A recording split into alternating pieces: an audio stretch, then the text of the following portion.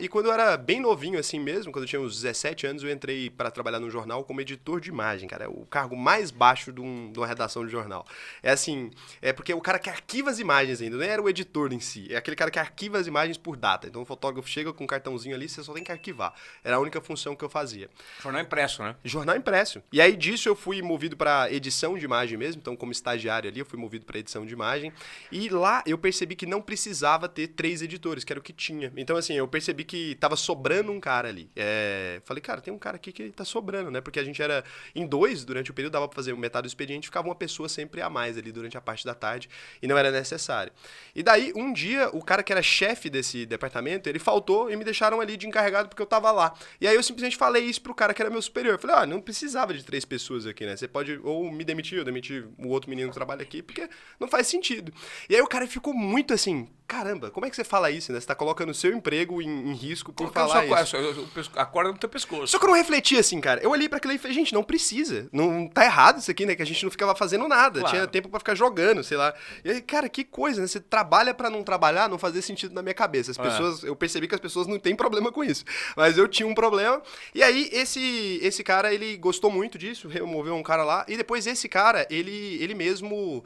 Ele foi pra outra área, acho, e aí me promoveram pro lugar desse cara. E aí esse departamento, ele começou a funcionar muito melhor, ele precisou de uma pessoa só.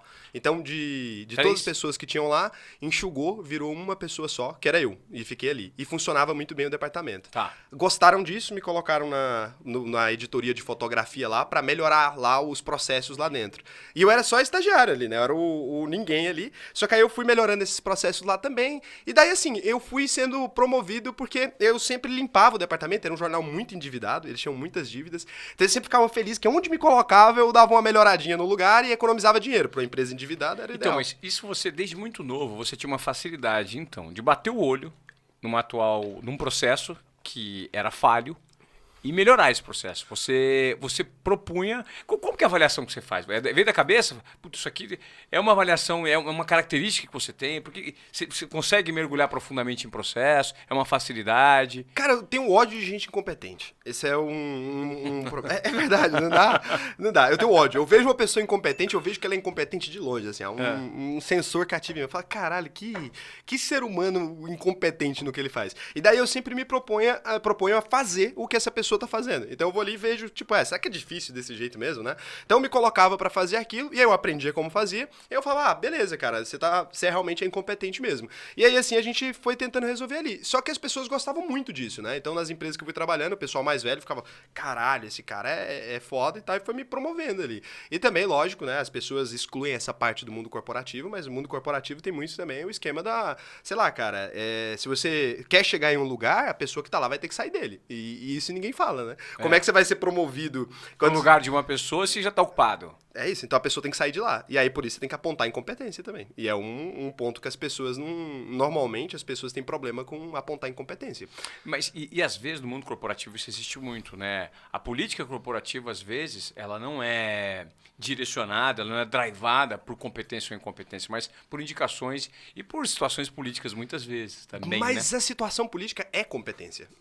Se eu consigo lidar melhor com todo mundo que está aqui, por exemplo, ao ponto de você ter um melhor trabalho, mas o ambiente fica melhor comigo, significa que você não é tão competente quanto você pensa. Até politicamente, você precisa ser competente. Eu estou falando. Pra tudo na vida. Você só chega onde você chega porque você é competente também politicamente. O que adianta o cara mais eficiente do mundo, o maior gênio do mundo, só que o cara não tem convivência com as pessoas, humilha as pessoas, é um babaca com todo mundo.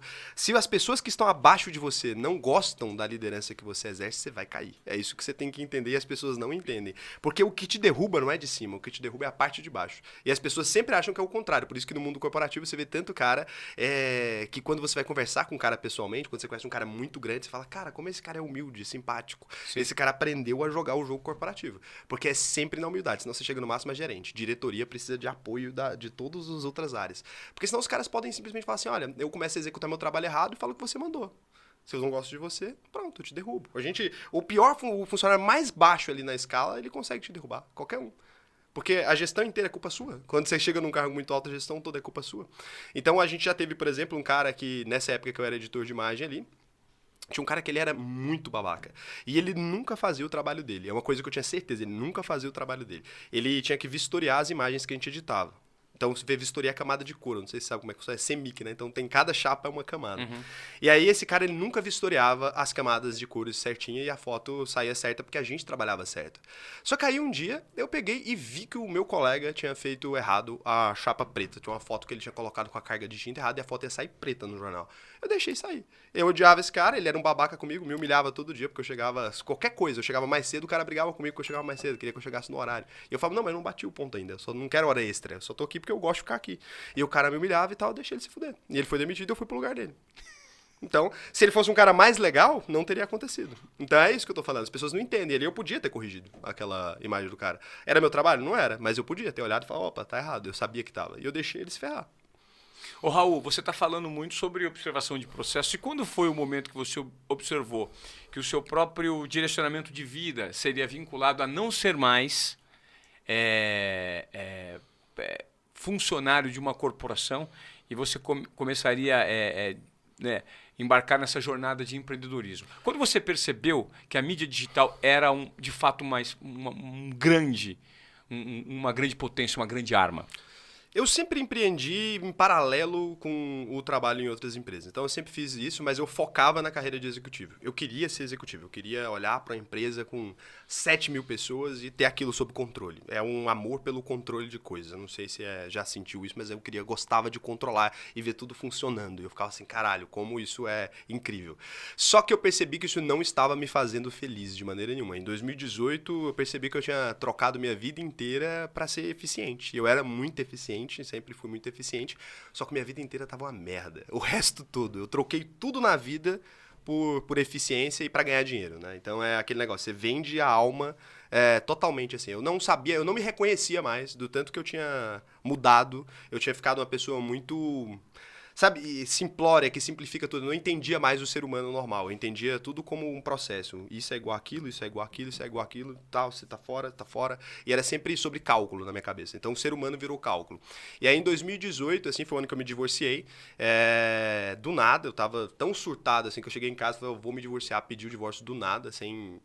Cara, tava doido, assim, doido mesmo. E aí eu fui fazer um balanço, cara. Chegou em julho, mais ou menos, que era a época do meu aniversário, eu fui fazer uma viagem sozinho. Falei, cara, vou lá pra Mendoza, lá. E eu nunca tinha olhado quanto dinheiro eu tinha na conta. Olha que loucura. A que ponto que chega a cegueira, assim. Eu fazia tudo isso, teoricamente, por dinheiro, e eu não sabia quanto dinheiro eu tinha. Eu nunca soube. Eu investia, tal, certinho. Trabalhava, investia, trabalhava, investia.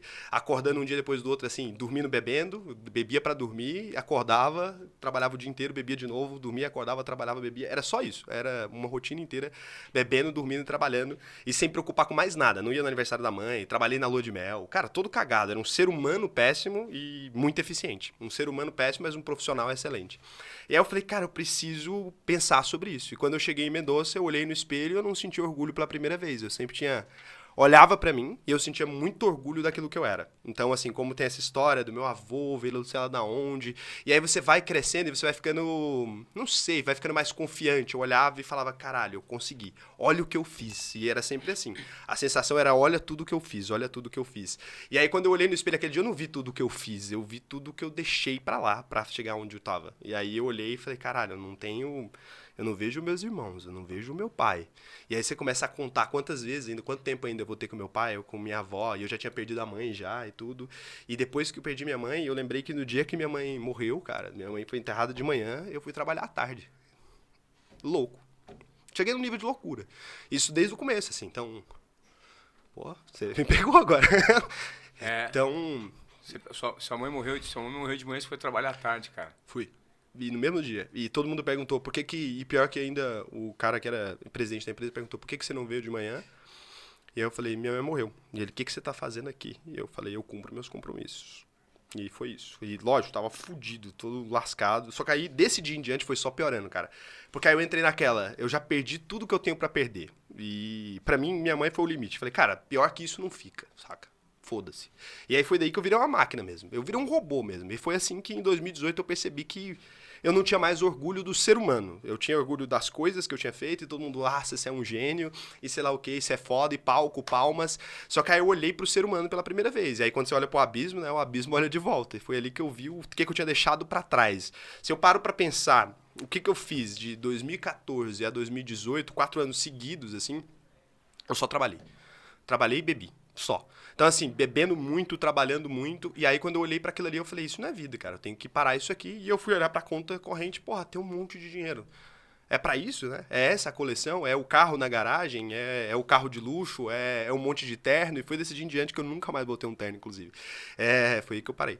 E aí eu falei, é o terno, é o carro, vendi o carro. Falei, cara, não quero essas coisas mais, eu não preciso disso pra ser feliz, né? E aí foi que eu vendi tudo ali e falei, porra, não quero mais saber disso, eu vou fazer qualquer coisa da minha vida que me faça feliz. E aí foi quando eu tava já, comecei o canal, depois disso, 2019 ali, liguei pra Dani e pro Paulo, foi assim que eu vim trabalhar com eles. Eu me demiti da empresa, ganhava uma grana A boa. Dani Noite e o Paulo Cuenca, né? Eu ganhava uma grana boa, liguei pra eles, falei, olha, eu tô indo trabalhar pra vocês. Fui pra um cargo muito mais baixo, falei, tô indo pra São Paulo, vou trabalhar com vocês. E você que se ofereceu? Eu que me contratei. Então, eu me contratei. Mas é porque eu sabia que eu era bom no que eu fazia. Não tinha ninguém que ia me recusar. Se eu pegasse o telefone e ligasse pra qualquer pessoa que me conhecesse, eu tinha chegado num nível de eficiência tão grande que eu fazia o que eu queria porque eu amava aquilo. Mas eu amava trabalhar mais do que tudo, né? Não era ganhar dinheiro. E aí é a ilusão que as pessoas têm. Eu não gostava de dinheiro, eu gostava de trabalho, cara. Ao ponto que eu virei uma máquina. Então as pessoas sempre olhavam pra mim com muita admiração. Todo mundo falava assim, cara, esse cara é o cara que eu preciso na minha empresa. Eu recebia proposta todo dia. E aí foi que eu decidi vir trabalhar com eles, e aí eu comecei a cuidar mais do canal e tal, e aí fui fazendo coisas que me deixam mais feliz, que me dão dinheiro, e eu ganhei muito mais dinheiro, é irônico isso, né? Eu dediquei minha vida inteira a ser uma máquina para ganhar dinheiro, quando eu deixei de ser foi que eu fiz mais dinheiro.